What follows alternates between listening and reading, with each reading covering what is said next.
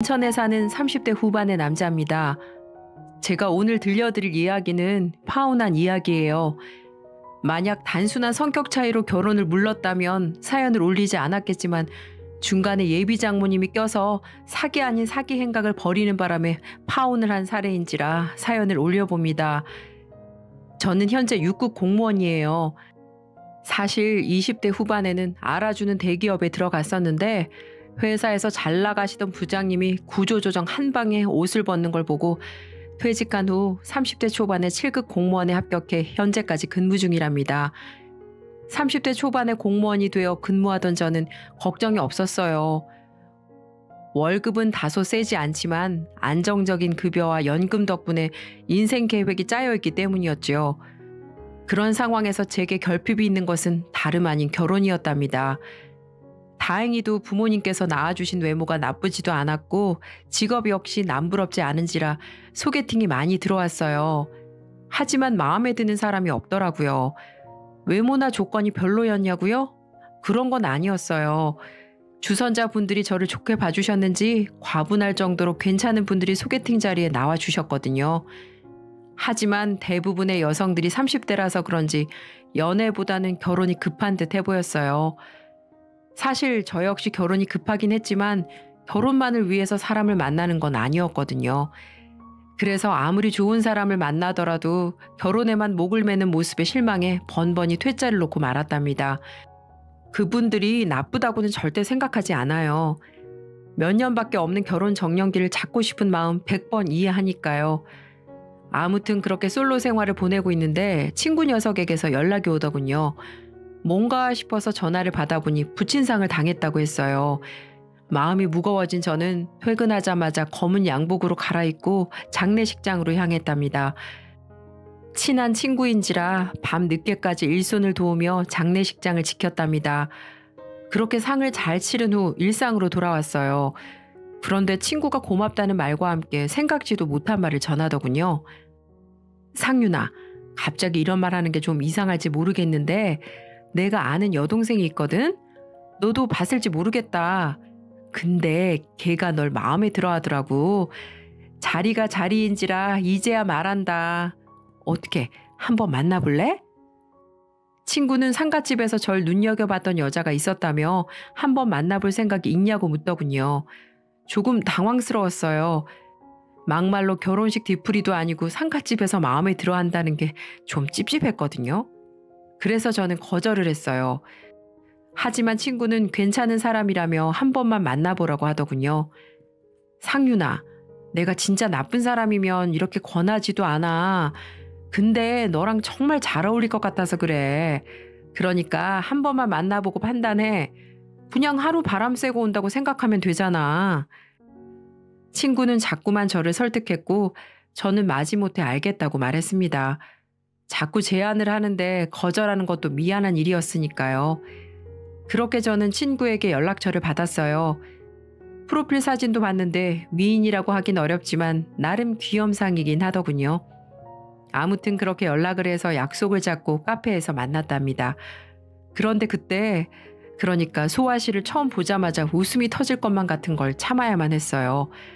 사진에 엄청난 사기를 쳐놨거든요.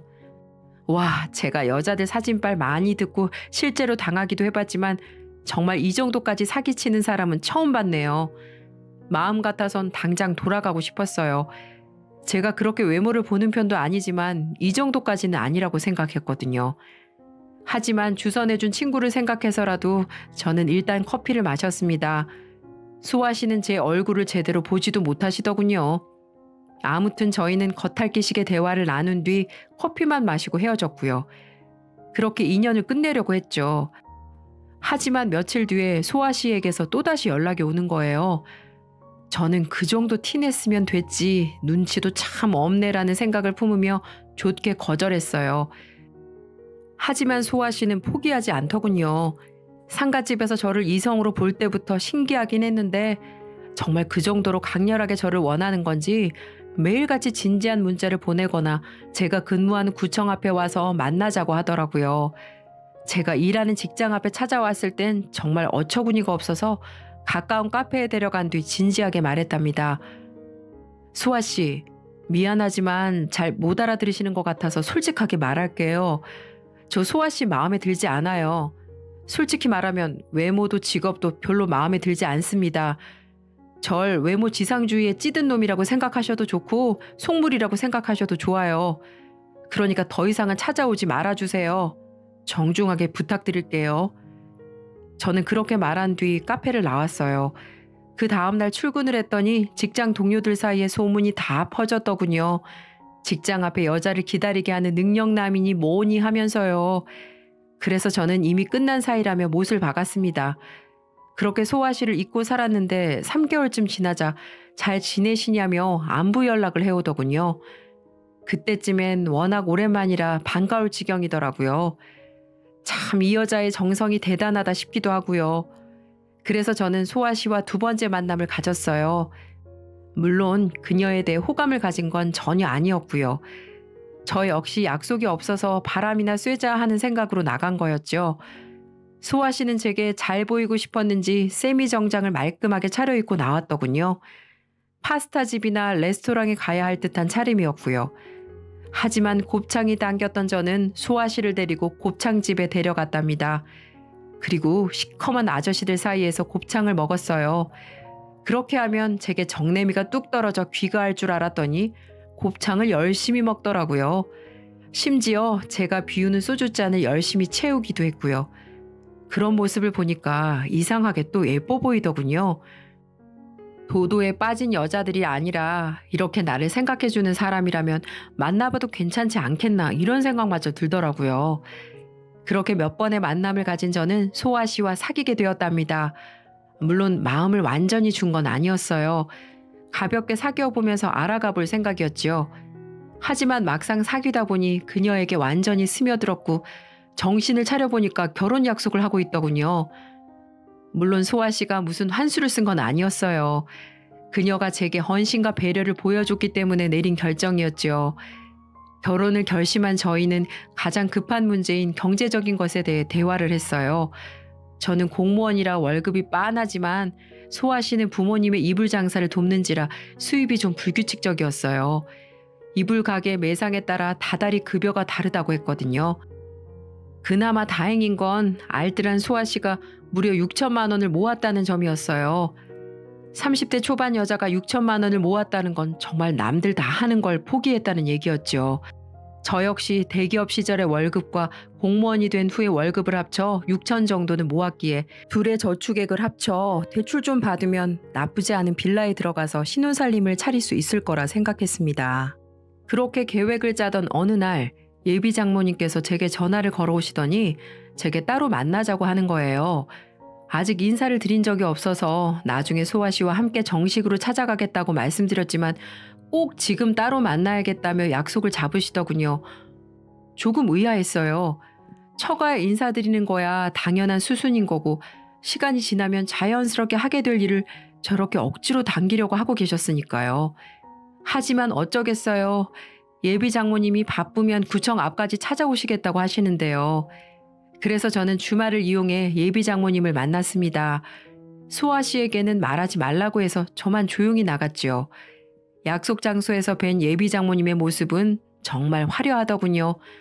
제가 알기로 소아 씨네 집안은 그리 넉넉하지 않은 걸로 알고 있었는데 예비 장모님의 차림은 재벌가가 아닐까 싶을 만큼 화려하더라고요. 머리부터 발끝까지 명품으로 도배가 되어 있었거든요. 제가 그런 쪽에 문외한이라 잘 모름에도 불구하고 알만한 브랜드들이었으니 말 다 했죠. 아무튼 저는 예비 장모님께 잘 보이겠다는 마음으로 깍듯하게 대했답니다. 여기에서 나쁜 모습을 보였다간 결혼이 진행되지 않을 수도 있기 때문이었죠. 그래서 저는 최대한 착하고 건실한 청년인 것처럼 행동했어요. 하지만 예비 장모님은 제 인성에는 별 관심이 없는 듯 하더군요. 김서방은 공무원이라고 들었어요.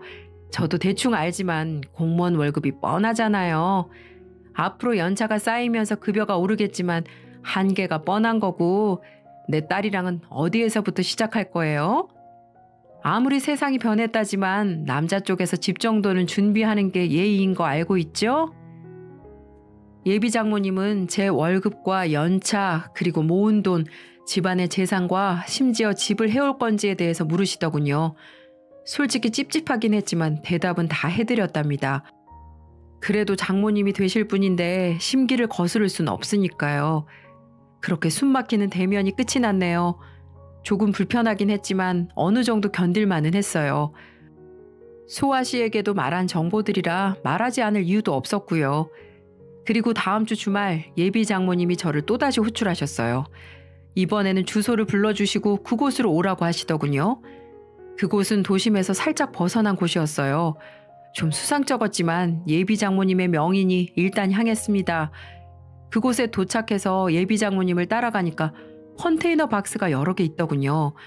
여기가 어디냐고 여쭤보니 해외에서 수입한 이불들을 보관해 놓은 장소라고 하더군요.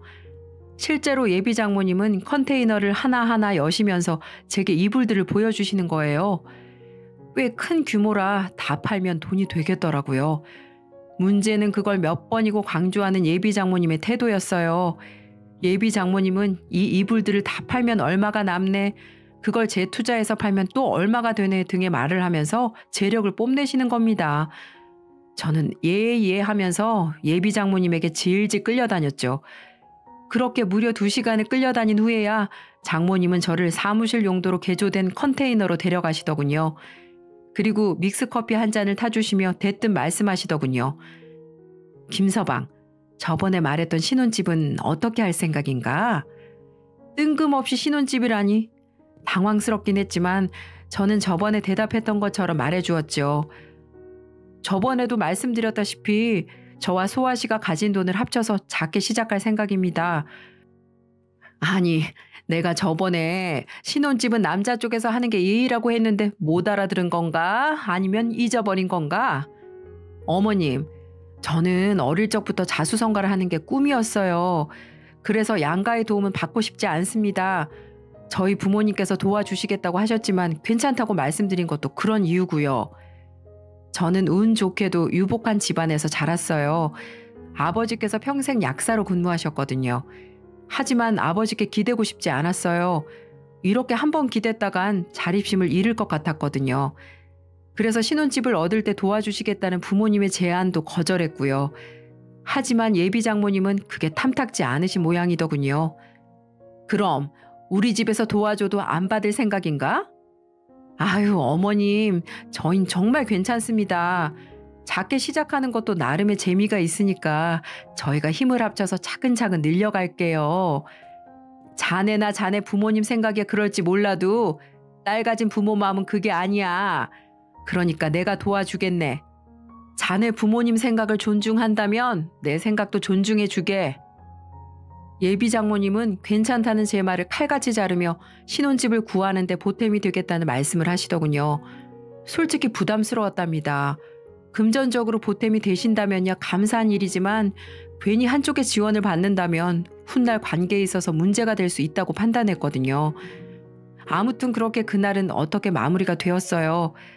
그렇게 몇 달 후 저희는 상견례를 하게 되었어요. 화기애애한 분위기가 계속되던 중에 예비 장모님은 신혼집에 대한 얘기를 꺼내시더군요. 솔직히 그땐 좀 짜증이 나더라고요. 그놈의 신혼집 적당히 좀 하지 싶더라고요. 아무튼 예비 장모님은 본인 쪽에서 신혼집을 구해주겠다고 하시더군요. 이야기를 묵묵히 듣고 있던 저희 부모님께서는 도움을 받고만 있을 수 없겠다며 1억 원을 지원해 주시겠다고 하셨고요. 기존에 얘기되지 않은 사안이라 조금 놀랐습니다. 하지만 아버지께서는 도움을 받기만 하는 게 미안했는지 금전적인 지원을 하기로 결정하신 모양이었어요. 아무튼 그렇게 저희 집에서 1억, 처가에서 2억, 그리고 저희가 모은 돈을 모아 아파트를 매매하기로 했죠. 김서방, 내가 아파트를 구하러 다녀야 하니까 지금 불러주는 계좌로 전에 얘기했던 돈 붙이게. 예비 장모님은 신혼집을 구해야 하니 저희 부모님께서 지원해 주신다는 1억 원과 제가 모은 6천만 원을 송금하라고 하셨어요. 거액을 송금하는 게 어쩐지 좀 찜찜했지만 장모님이 될 사람인데 무슨 일이 있기야 하겠냐는 생각으로 돈을 송금했죠. 소아 씨가 모은 돈까지 총 2억 2천만 원이 예비 장모님의 손에 들어간 거였어요. 하지만 문제는 시간이 아무리 지나도 예비 장모님께 집을 구했다는 연락이 오지 않았다는 점이었어요. 심지어 결혼식을 한 달 앞뒀는데도 말이죠. 식을 올리고 신혼여행 갔다 와서 당장 들어갈 집이 필요한데 깜깜무소식이니 답답해지더군요. 그래서 참다 못해 예비 장모님께 연락을 드렸습니다. 하지만 예비 장모님께서는 집을 고르는 중이라 오래 걸린다며 금방 끝나니까 조금만 기다리라는 말씀만 하시더군요. 그렇게 저는 일주일을 기다렸네요. 하지만 여전히 아무런 연락이 없더군요. 그래서 한 번 더 연락을 드렸더니 김서방, 내가 구하고 있다고 했잖아. 자네 왜 이렇게 재촉을 하나? 내가 그 돈을 어떻게 하기라도 한다는 거야, 뭐야? 하면서 오히려 썽을 내시더군요. 그래서 저는 알겠다고 말씀드리며 최대한 인내했답니다. 그런데 결혼식이 2주가 남아도 연락이 없는 거예요. 그때가 되니 저희 부모님마저도 어떻게 된 일이냐며 뭐라고 하시더군요. 중간에 낀 저는 소아 씨에게 물었답니다. 아니, 어머니께서 구하신다는 집은 대체 언제 구해진다는 거야? 당장 다다음 주가 결혼식인데 왜 아무 말씀이 없으시냐고. 나도 모르겠어, 오빠. 나도 매일 묻고 있긴 한데 구하는 중이라는 말씀만 하셔. 그래도 조금만 더 기다려보자. 엄마가 그 돈을 뭐 어떻게 하기라도 하겠어? 아, 됐고. 그냥 우리가 구하든지 아니면 우리 부모님이 구하게 하시든지 해야겠다. 답답해진 저는 예비 장모님께 연락을 했습니다. 그런데 이젠 연락도 잘 되지 않더군요. 그렇게 한 10번을 연달아 전화하니까 간신히 전화가 연결되더군요. 어머님, 왜 이렇게 전화가 안 되세요? 집은 대체 어떻게 된 겁니까? 구하긴 구하셨어요? 아니, 구하러 다니는 중이긴 하신 겁니까? 저는 예비 장모님을 다그치듯 말했어요. 그만큼 마음이 급했던 거죠. 하지만 저와 달리 예비 장모님은 느긋하시더군요. 미안해, 김서방. 내가 열심히 구하고 있긴 한데 좋은 데를 구하려다 보니까 돈이 조금 부족해서 조금 늦었네. 이제 몇 천만 구하면 되니까 조금만 기다려. 정말 어이가 없더군요. 뭐 얼마나 대단한 아파트를 구한다고 그렇게 오래 걸리나 싶고요. 아무튼 저는 돈이 얼마나 부족한 거냐고 물었어요. 예비 장모님은 딱 3천만 더 있으면 된다고 하더라고요. 그래서 전 일단 계약금과 중도금만 넣으라고 했어요. 일단 눈에 보이는 뭔가가 필요했기 때문이었죠. 하지만 예비 장모님은 지인에게 구하는 아파트라 전액이 있어야 가능하다며 거절하시더군요. 답답했던 저는 부모님께 양해를 구하고 3천만 원을 빌려 예비 장모님께 또 송금했습니다. 이놈의 지긋지긋한 집 문제를 빨리 끝내버리고 싶었거든요. 하지만 그렇게 며칠이 지나도 계약을 했다는 말씀이 없으시더군요. 또 답답했던 저는 예비 장모님 댁으로 쳐들어갔어요. 장모님, 계약 안 하셨죠? 대체 뭐 하시는 겁니까? 네? 김서방, 왜 또 여기까지 찾아와서 그러나? 내가 뭐 집을 안 구하고 싶어서 안 구해? 일 처리를 하다 보면 늦어질 때도 있는 거지. 늦어지는 것도 정도가 있지. 이게 대체 뭐 하시는 겁니까? 됐으니까 저희 돈 돌려주세요. 단칸방에 들어가든 고시원에 들어가든 저희가 알아서 할 테니까 돈 돌려주시라고요. 저는 예비 장모님이고 뭐고 소리를 질렀답니다. 인내심의 한계에 다다른 거죠. 그런데 또 웃긴 게 장모님께서 돈이 없으시다고 하는 거예요. 이건 또 뭔 신선한 개소리인가 싶어서 여쭤보니 내년에 팔 이불을 수입하느라 돈을 사용했다고 하시더라고요. 정말 정신이 아찔하더군요. 그래서 저는 일단 엊그제 드린 3천만 원만 달라고 했어요. 그건 부모님께 임시로 빌린 돈이니까요. 하지만 그것도 못 주겠다고 하더군요. 얼굴이 벌개진 제게 예비 장모님은 변명이랍시고 이런저런 이야기들을 떠들으셨어요. 김서방, 자네가 이불 장사에 대해 잘 몰라서 하는 모양인데 이것도 유행이라는 게 있어서 매물을 미리미리 사둬야 돼. 안 그러면 적자가 난다니까. 나중에 더 큰 돈 벌려고 하는 거니까 너무 상심하지 말게. 내가 뭐 자네랑 자네 집안 돈을 떼먹게 하겠어? 예비 장모님은 이렇게 말씀하시며 어쩔 수 없다는 듯이 말하더군요. 그리고는 일단 결혼식부터 올리고 월세방에 임시로 살고 있으면 이불을 팔아 지금 구할 수 있는 집보다 더 좋은 집을 마련해 주겠다고 하시더라고요. 어처구니가 없던 저는 예비 장모님께 여쭤봤습니다. 어머님, 집을 구하려고 하긴 하셨어요? 그럼 당연하지. 내가 좋은 집 구하려고 얼마나 바쁘게 뛰어다녔는데. 그럼 부동산이랑 통화한 내역이랑 문자 내역 좀 보여주세요. 어머님께서 정말 노력을 하시긴 하셨는지 궁금해서 그럽니다. 저는 예비 장모님이 정말 아파트를 구하려고 하긴 했나 싶어서 통화와 문자 내역을 보여달라고 했죠. 하지만 예비 장모님은 다 지워서 없다고 하더군요. 저는 그게 말이 되냐고 따지며 예비 장모님의 핸드폰을 빼앗듯이 집어들었네요. 그리고 통화와 문자 내역을 점검했어요. 하지만 제 예상처럼 부동산과 대화한 내용은 어디에도 없더군요. 이게 지운 겁니까? 지울 거면 싹 다 지우든지 부동산이랑 대화한 내용만 지울 이유가 뭡니까? 네? 말씀해 보세요. 입이 있으면 뭐라고 말이라도 해보시라고요. 제 말에 예비 장모님은 입술만 달싹이시더군요. 저는 그제야 깨달았습니다. 예비 장모님은 처음부터 아파트를 알아볼 생각도 없었다는 걸요. 속았다는 생각을 하니 분노가 치밀더군요. 저는 물론 저희 부모님까지 속았다는 생각에 우라통이 치밀었고요. 됐고요. 파혼합시다. 일단 사기꾼 집안하고는 결혼 안 하니까 파혼하자고요. 저는 파혼 선언을 하고 처가에서 나왔습니다. 예비 장모님은 뻥찐 상태였고 소아 씨는 저를 따라 나오며 엄마한테 사정이 있어서 그래. 내가 다 설명할게. 라고 하더군요. 그래서 화가 났던 저는 너도 알고 있었지? 전부 알고 있었잖아, 이 사기꾼아. 똑같은 것들끼리 핥아주고 아주 난리 났다 난리 났어. 그냥 사라져. 썩 꺼지라고. 라고 말하고는 처가에서 벗어났어요. 이 사실을 안 저희 부모님도 가만히 있지 않았습니다. 평소 인자하시고 어디서 큰소리 한번 내본 적 없던 저희 부모님들이었는데 제가 울먹이면서 파혼을 선언했다고 말하며 그간에 있었던 일을 상세하게 말씀드리니까 감히 우리 아들 가지고 장난친 거냐며 이런 사기꾼 같은 집안은 가만두면 안 된다고 말씀하시면서 곧장 전쟁통에 나간 듯한 비장한 마음을 갖고 장모가 있는 이불가게에 쳐들어가셨답니다. 아줌마가 내가 준 돈 1억, 우리 아들이 준 돈 6천만 원, 그것도 모자라 나중에 한 번 더 준 3천만 원, 이 돈 가지고 장난쳤다는 게 사실이야? 어디서 사기칠 게 없어서 아줌마 딸 결혼 자금 가지고 사기를 쳐. 그러고도 당신이 사람이야? 아직 세상이 얼마나 무서운 줄 지금껏 모르고 살았던 것 같은데 내가 오늘 그 무서운 거 알려줄게. 하시면서 아버지는 장모님의 뺨을 후려치셨답니다. 그러니까 장모님은 뭐? 아줌마요? 예비 사돈 될 사람한테 아줌마? 그게 무슨 말버릇이에요? 듣기에는 교양이고 성품 좋으시다고 들었는데 말하는 꼬락서니 보니까 다 거짓말이었네.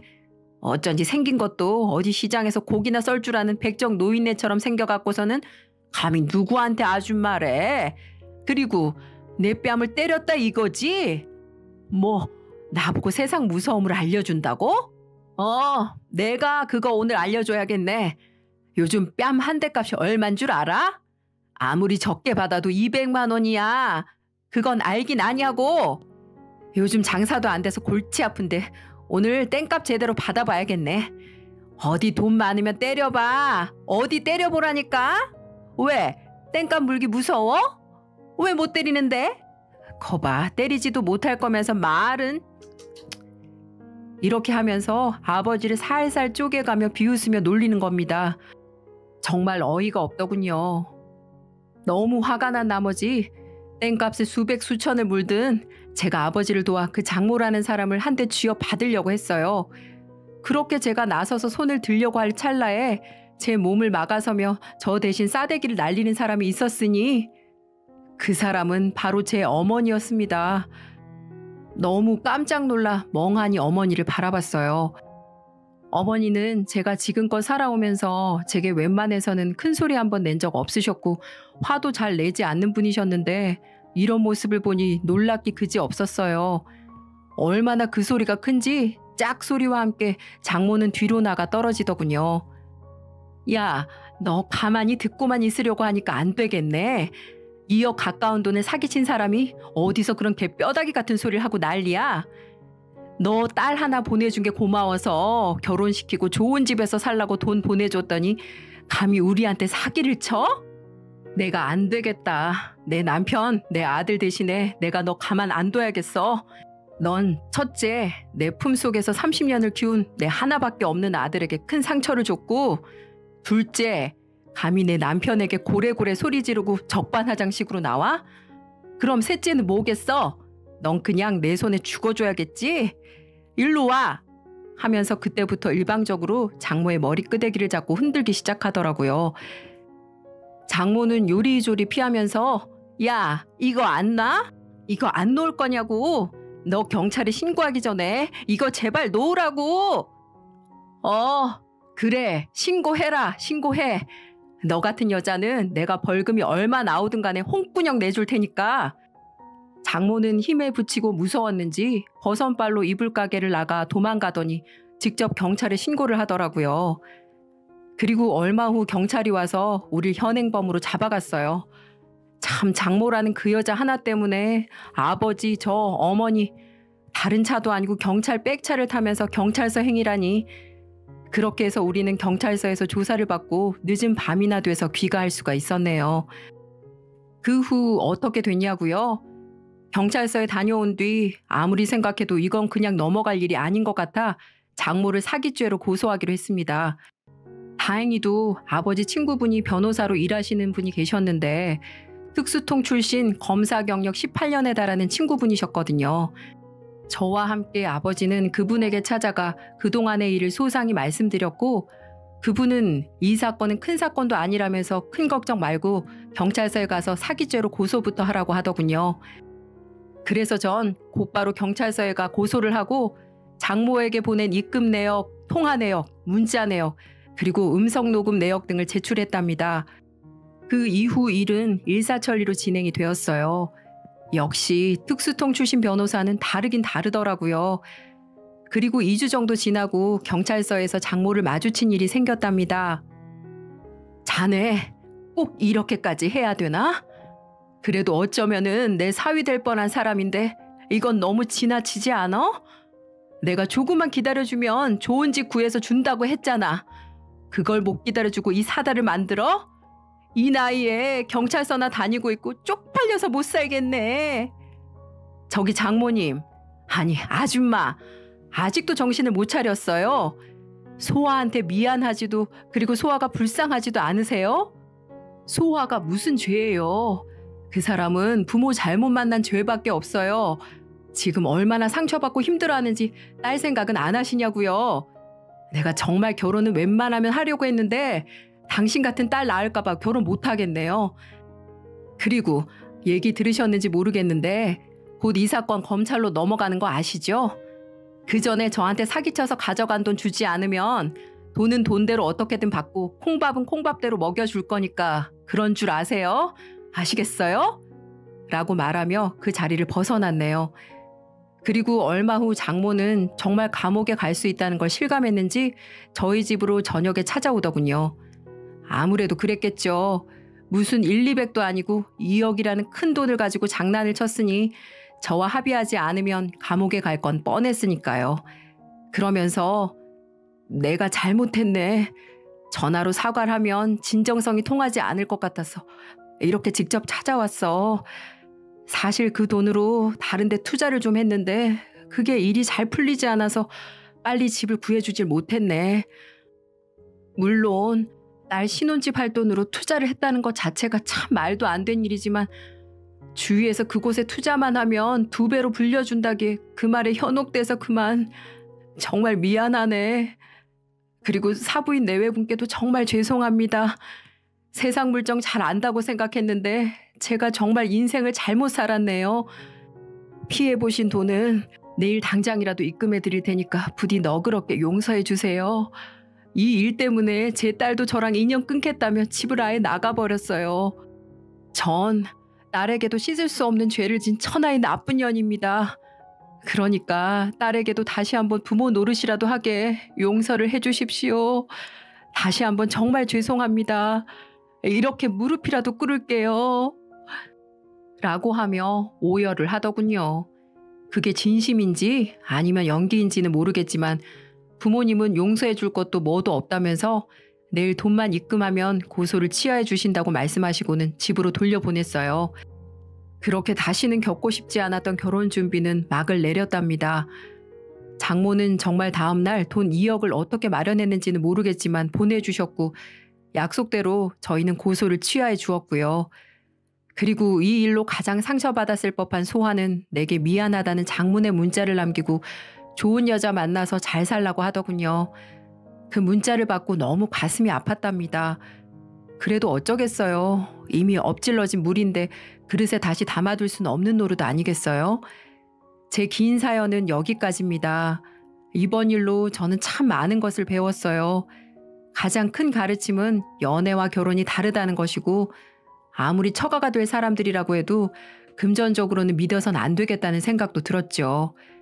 평생 철저하게 살아오신 저희 부모님도 조심하면서 살아야겠다며 놀란 가슴을 쓸어내리셨고요.